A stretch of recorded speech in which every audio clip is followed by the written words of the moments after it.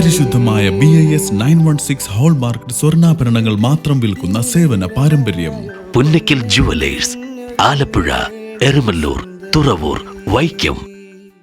യുവാവിനെ ആക്രമിച്ച് കൊലപ്പെടുത്താൻ ശ്രമിച്ച കേസിൽ 5 പേർ പോലീസ് പിടിയിൽ.